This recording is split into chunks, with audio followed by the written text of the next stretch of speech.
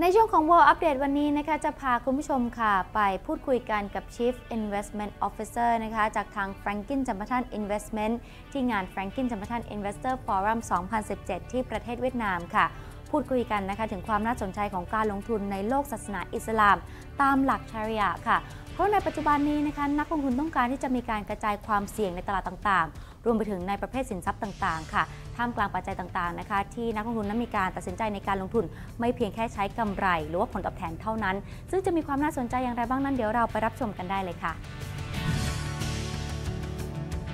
การลงทุนตามหลักชาริอะห์มีขึ้นมานานแล้วและเข้ามามีบทบาทในอุตสาหกรรมการเงินสมัยใหม่ในช่วง 30 ปีที่ผ่านมาในหลากหลายรูปแบบจากที่อาจจะมีแค่ธนาคารชาริอะห์ในยุค 70 พัฒนาเป็นการลงทุนในหุ้นกองทุนอสังหาริมทรัพย์ตราสารสุกุกตามหลักการลงทุนศาสนาอิสลามอีกทั้งยังมีทางเลือกการลงทุนที่เพิ่มขึ้นมากมายไม่ว่าจะเป็น swap FX forward หรือว่า option ด้วยมูลค่าอุตสาหกรรมกว่า 3 ล้านดอลลาร์สหรัฐมาพร้อมกับศักยภาพในการเติบโตที่ร้อนแรงทำให้สถาบันการเงินต่างๆรองรับตลาดส่วนนี้มากขึ้นเพราะในปัจจุบันนี้นักลงทุนจำนวนมากที่ต้องการลงทุนให้สอดคล้องกับคุณค่าหลักการความศรัทธาหรือที่เกี่ยวข้องกับ ESG ความรับผิดชอบต่อสิ่งแวดล้อมซึ่งหนึ่งในตราสารหนี้ที่เป็นไปตามหลักศาสนาอิสลามคือตราสารสุกูกซึ่งมีการพัฒนาที่น่าตื่นเต้นในโลกการเงินชาริอะห์ It's basically the Sharia compliant equivalent of a bond. Okay. So this is really giving investors that want to invest in a manner that's consistent with their faith or Sharia principles that want to invest in fixed income securities. And so this is, I think, a very exciting development that's happened in the world of Islamic finance, which itself is a fairly young industry. Okay. And it has a very important role to play because, as you know, when it comes to investing, diversification is the most important thing. And traditionally, Sharia-compliant investors have had access to real estate and equity, but they really didn't have a lot of fixed income securities. And so the development of the sukuk market over the past 10 or 15 years has been a very important addition to their investment universe. And us as Franklin Templeton, we have one of the biggest teams and one of the longest track records investing in this space. And we're trying to make sukuk available to Sharia-compliant investors, but also conventional investors because we think it makes sense for really all investors to consider the merits. For the Sharia investment principle, if for example, if I'm interested in investing in equities or other asset class, what kind of thing that you have to see and what kind of thing that you have to consider before we decide to invest? So at a high level, a few things you'd pretty much be there. So it's not that complicated. Okay. The main things are on the qualitative side, you want to avoid certain industries, certain sectors. So for example,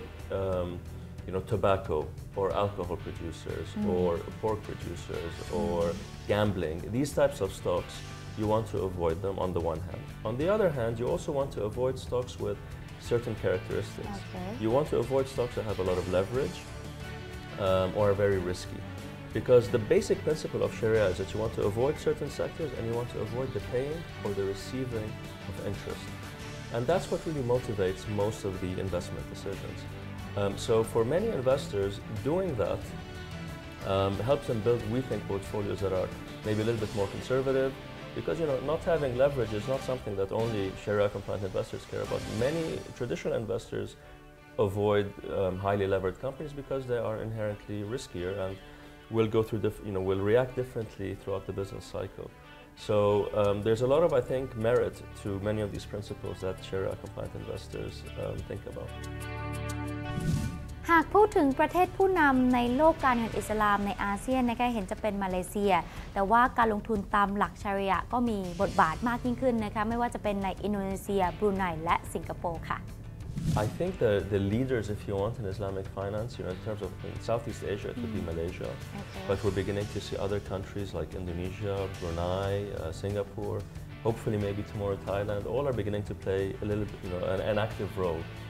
in developing Sharia-compliant alternatives, whether they want to open up the capital markets or they want to diversify sources of funding. Many of them are looking at that space. And outside of the region, the GCC or the Gulf Cooperation Council is a very interesting space. They're big issuers of sukuk and they are very involved in the development of Islamic finance. So that's another big hub. But then you also have, other areas, places like Turkey, South Africa, Pakistan, Tajikistan, with the Western Africa, all of these different countries, Nigeria, they're all also beginning to get quite involved in the space. So that's why we think that this is really going to be a global mandate, you know, and I think everyone sees the benefits of complementing whatever they have with Sharia compliant alternatives. And so that's what I think is quite interesting today. In fact, that's the biggest challenge, because it's not managing assets the way they are today, but what we think the market's going to be like in a few years. And so really managing that growth is probably one of the biggest things we have to deal with. But I would say, if I was thinking today, the area I'm actually quite interested in is the GCC. I think this is an area that is, which is the Gulf Cooperation Council. It's the union of 6 countries like Saudi Arabia, Kuwait, the UAE. And I think it's very interesting because this is a region that people typically think is quite risky, because they look at the news and they see conflicts and they see ISIS and they think it's linked to oil, and so they tend to think this is a very risky part of the world to invest in, when in reality this is a part of the world where you have very little risk, and investing in this space reduces your risk considerably. So there's some very attractive investment characteristics that people generally are unaware of, and I think that's, you know, the GCC being such an important part of the Sukuk universe is one of the reasons why the industry has done so well and why the returns have been so good. And so we think that that's an area that people should focus more on, and with lower oil prices today, they're beginning to issue more, and they're becoming a much more important part of the global fixed income world. ซึ่งหากต้องการลงทุนตามหลักชารีอะห์นอกจากจะต้องเป็นไปตามหลักการทางศาสนาอิสลามแล้ว Franklin Templeton Investment กล่าวว่าจะต้องดูปัจจัยความเสี่ยงอื่นๆไม่ต่างจากการลงทุนปกติทั่วๆไปเพราะการลงทุนทั่วโลกตอนนี้เชื่อมต่อกันสิ่งที่ธนาคารกลางแห่งหนึ่งทำจะส่งผลกระทบต่อราคาหลักทรัพย์ใดหลักทรัพย์หนึ่งและในฐานะองค์กรระดับโลก Franklin Templeton Investment ที่มีประสบการณ์ในการลงทุนตามหลักชารีอะห์มีมุมมองที่หลากหลายทั้งในสหรัฐอเมริกายุโรปเอเชียหรือกลุ่มประเทศความร่วมมืออ่าวอาหรับทำให้สามารถนำเสนอผลิตภัณฑ์การลงทุนที่ตอบโจทย์ความต้องการในตลาดที่ไม่จำกัดประเภทของนักลงทุน So I think most of the demand for Sharia compliant products, I think, originates with Muslim investors. Yeah. But us as an organization, we definitely don't target one, faith over another. We try to make our products attractive really to all investors. And our experience has been that almost in every instance, we tend to find that there's a very large involvement in non-Sharia compliant investors and traditional investors. So we find Sukuk today are widely held, usual pension funds, normal banks, investors that don't really care that much about faith-based investing are very involved, and so that's one of the reasons why it's becoming more mainstream, more popular, and we think that trend will continue. And certainly from our perspective, when we design products, we think that they should have very attractive characteristics on their own, and we try to promote them to all investors regardless of what their faith is. ในช่วง 5 ปีที่ผ่านมา Franklin Templeton Investment มีกองทุนบริหารตามหลักเฉลี่ย 3 กองซึ่งถือว่ายังใหม่เมื่อเทียบกับอายุขององค์กรที่มีมานานกว่า 70 ปีโดยใช้กลยุทธ์ในการลงทุนประมาณ 10-15 แบบนอกจากนี้ Franklin Templeton Investment ยังทำหน้าที่เป็นแพลตฟอร์มเพื่อให้บริการนักลงทุนที่ต้องการลงทุนตามหลักชารีอะห์ด้วยเครื่องมือและเทคโนโลยีช่วยคัดสรรเพื่อให้มั่นใจว่าผลิตภัณฑ์การลงทุนนั้นๆถูกต้องตรงตามหลักการลงทุนชารีอะห์เพราะสินทรัพย์บางประเภทอาจมีการเปลี่ยนแปลงบ่อยในบางครั้ง From your experience in the Sharia investment, like what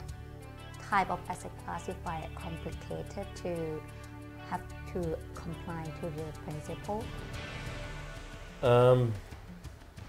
So I think when you look at complication, I think it's all relative. I don't think it's that complicated personally, but I think some people could consider, for example, Sukuk investments to be fairly complicated in the sense that they are this marriage between 1,400-year-old contracts and modern structured finance. So they're kind of structured securities. But once they're made, it's not very complicated to then monitor the portfolio. Equities appear to be quite straightforward and quite simple, but when you come into investing in them, you tend to find that the monitoring of an equity portfolio requires more effort because equities change over time. They can increase their leverage, their stock price goes up and down, and all of that influences whether they can remain in a portfolio. So you tend to find with equity investment that you need to do you have to be much more involved in the monitoring of it and can be therefore a little bit more challenging. But I think at the whole, it's important to highlight to your audience that it's not very complicated, and many people are doing it. And we find that this is a part of the world that is, or of the industry that is growing very rapidly. เราก็เห็นภาพที่ชัดเจนมากยิ่งขึ้นแล้วนะคะกับการลงทุนตามหลักเฉลี่ยรวมไปถึงตราสารสุกุกนะคะแต่ว่าผลตอบแทนสำหรับตราสารสุกุกนั้นจะมีความน่าสนใจอย่างไรบ้างแล้วการเลือกสินทรัพย์นั้นจะส่งผลต่อผลตอบแทนหรือไม่เดี๋ยวเราไปรับชมกันได้เลยค่ะ So in terms of how we invest, I think that really doesn't change. You have to really look at every individual issuer. You do your research. You have to kind of build your own financial models, and you need to have a view over what's going to happen over the next few years. So that I think really doesn't change that much. It just takes a little bit more work, in different places. In terms of like the returns, I think we've averaged about 6 or 7% over the past 9 years or so. So the returns have certainly been quite attractive. However, because of the low interest rate, you can see that the returns have been coming down a little bit. And so people are today working a little bit harder to make... coupon, right? Yes, I think in general, I think all fixed income securities. So you see that the returns have been coming down, and people are going to, I think, more lengths to get yield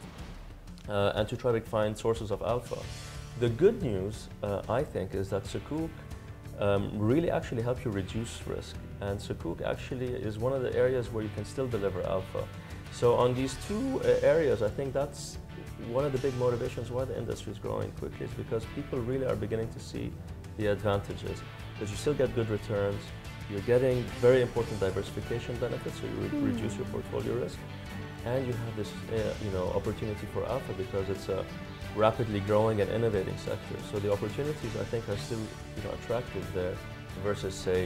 very large and liquid markets like you can invest in the US equity space or